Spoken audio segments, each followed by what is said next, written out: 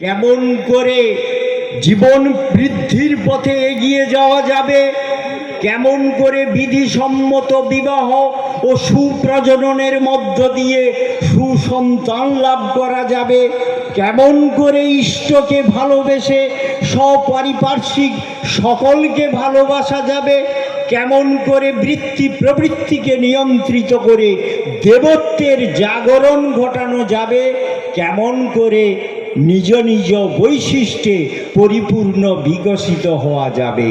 জীবনের এই মূল্যায়নে সৃষ্টি ঠাকুর প্রদত্ত হাজার হাজার বাণীর মর্ম কথা।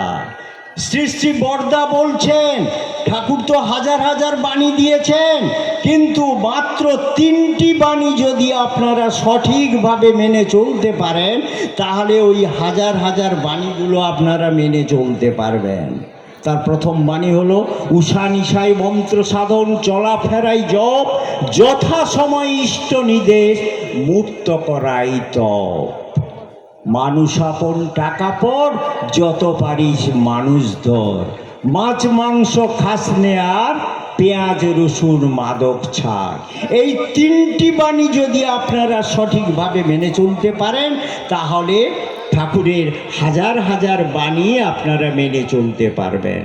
আপনারা সবাই ভালো থাকবেন, সুস্থ থাকবেন, পরম পিতাকে মাথায় নিয়ে চলবেন, এই বলে আপনাদের সবাইকে জয়গুরু জানিয়ে আমার অল্প আলোচনা এখানেই সমাপ্তি করছি। ভেদ জানাই ऊंचा से ऊंचा देशो है गोर ठिकानी, बिना संत पाए नहीं तो शब्द निशानी। राधा स्वामी नाम की बड़ी महिमा सुनाई, बिना अनुराग जगायोगे हो चुकाई।